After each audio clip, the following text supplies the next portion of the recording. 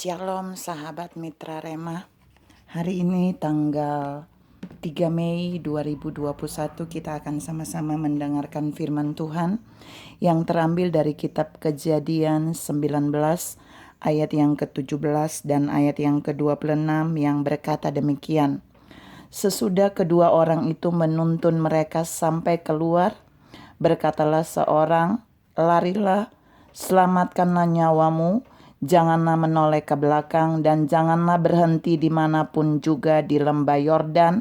Larilah ke pegunungan supaya engkau jangan mati lenyap."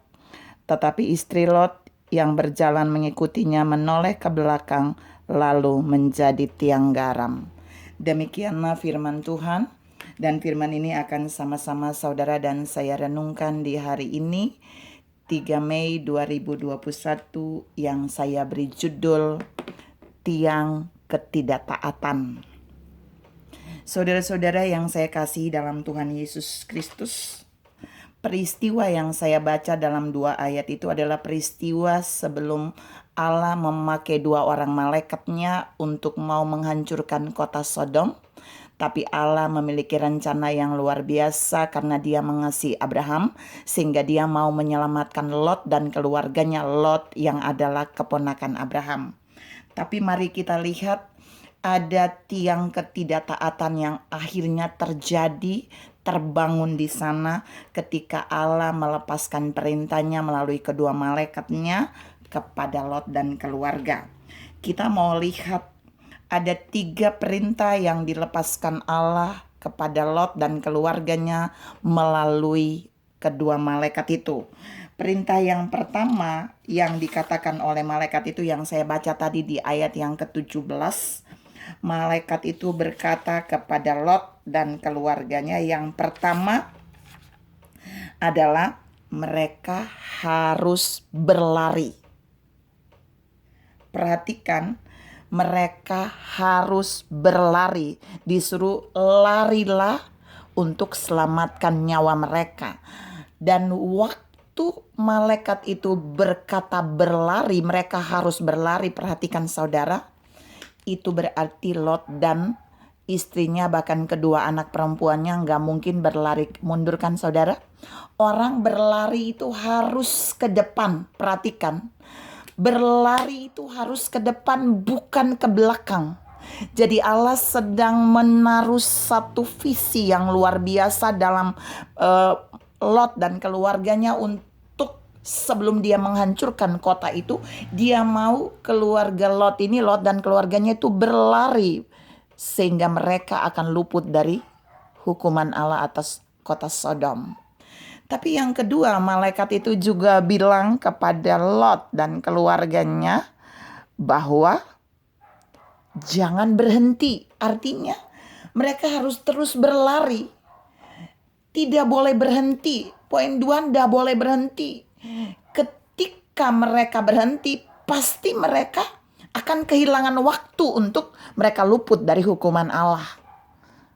Karena itu Tuhan juga menegaskan kepada Lot dan istrinya serta kedua anaknya, mereka harus lari ke pegunungan dan mereka tidak boleh berhenti. Misalnya mereka bertemu lembah, nggak boleh berhenti di lembah, harus sampai di pegunungan baru mereka berhenti. Tapi yang ketiga Tuhan berbicara kepada Lot dan keluarganya melalui 2 malaikat itu bahwa jangan menoleh ke belakang. Dan ini inti yang mau saya bahas. Mereka tidak boleh menoleh ke belakang. Ya, orang berlari harus berlari ke depan. Tidak boleh berhenti, berarti teruslah berlari ke depan. Tidak boleh menoleh ke belakang, mereka posisi terus harus berlari ke depan. Sebenarnya 3 poin ini menunjukkan bahwa harus terus berlari ke depan, bukan ke belakang. Nah, poin ketiga tadi, malaikat itu berkata menyampaikan pesan Tuhan kepada Lot dan keluarganya untuk tidak boleh menoleh ke belakang. Tapi mari kita lihat apa yang terjadi ketika Lot, istrinya, dan kedua anaknya mulai berlari sesuai dengan perintah Tuhan melalui kedua malaikat itu. Yang pertama, mereka berlari, saudara. Tapi Alkitab berkata, Kemudian istri Lot menoleh ke belakang. Istri Lot melanggar peraturan yang Allah tetapkan di poin 3 tadi. Poin 1 yang menyebabkan istri Lot menjadi tiang garam, perhatikan, adalah karena dia tidak taat pada pesan Allah yang disampaikan kepada kedua malaikat itu. Melalui kedua malaikat itu, pesannya hanya sangat sederhana, gak boleh menoleh ke belakang. Istri Lot memilih tidak taat dan dia memilih untuk menoleh ke belakang. Saudara-saudara yang saya kasih dalam Tuhan Yesus Kristus, ini sesuatu yang konyol. Allah menetapkan istri Lot, bahkan Lot itu menjadi bilangan yang diselamatkan dari hukuman murka Allah kepada kota Sodom dengan api dan belerang. Tapi ternyata istri Lot akhirnya nggak selamat. Bukan karena Allah tidak menyelamatkan, tapi karena dia melanggar peraturan larangan yang Allah tetapkan bagi dia untuk selamat. Hanya dengan tidak boleh menoleh ke belakang, dia memilih menoleh.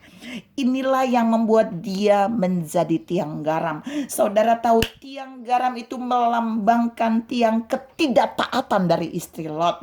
Berapa banyak saudara dan saya sudah ditetapkan Allah selamat dari banyak bahaya. Berapa banyak Allah sudah menetapkan saudara dan saya luput dari bahaya. Bahaya sakit penyakit, bahaya krisis, bahaya apa saja. Tapi seringkali kita melewati larangan Allah. Kita memilih seperti istri Lot yang tidak taat. Ingat, ketidaktaatan akan mendatangkan kutuk, tapi ketaatan pasti mendatangkan berkat.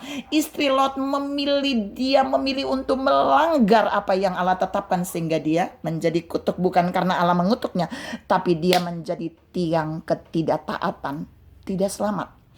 Saudara-saudara yang saya kasih dalam Tuhan Yesus Kristus, tiang ketidaktaatan ini tiang yang terbangun karena ketidaktaatan dari istri Lot, itu juga melambangkan bagi saudara dan saya bahwa ketika saudara dan saya tidak taat, maka kita tidak akan bisa masuk di dalam rencana Allah yang ada di depan kita. Ketika istri Lot menoleh ke belakang, sesungguhnya Allah sudah berhenti dengan rencananya sampai di situ. Karena Allah tidak bisa membuat istri Lot terus ke pegunungan bersama Lot dan kedua putrinya. Mengapa? Karena istri Lot memilih menoleh ke belakang. Saudara-saudara yang saya kasih dalam Tuhan Yesus Kristus, seringkali ketidaktaatan yang kita lakukan akan membawa kita berhenti dan tidak bisa maju sampai kepada tujuan Allah yang dahsyat atas kita.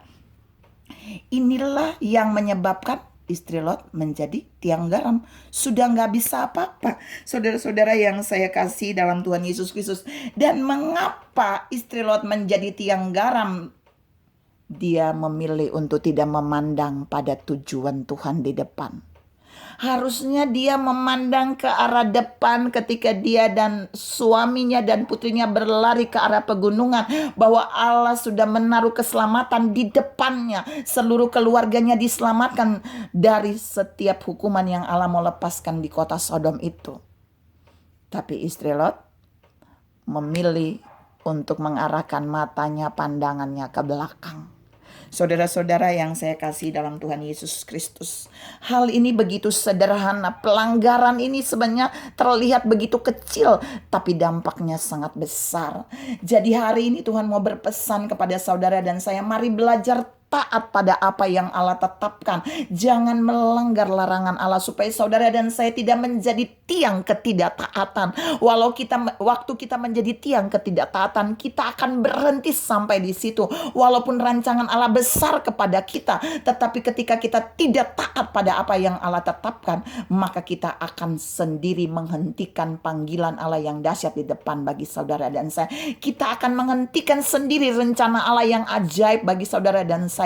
Bahkan yang lebih parah, perhatikan, sesungguhnya istri Lot ada dalam bilangan yang diselamatkan di kota itu. 4 orang ditetapkan Allah untuk selamat, Lot, istri Lot, dan 2 putri mereka.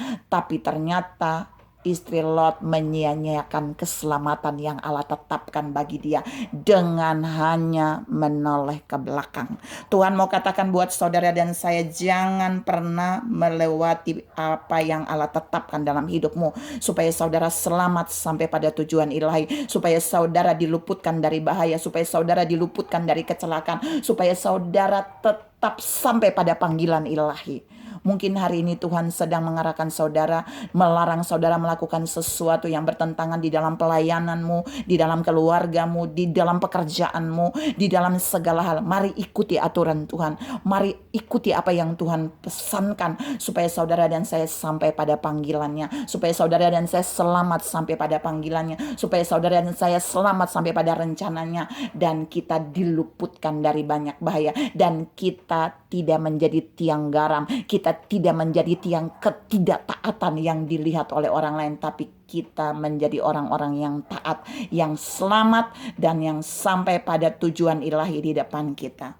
Tuhan memberkati saudara berlimpah. Salam tetap taat pada apa yang Tuhan tetapkan dalam hidup kita. Amin.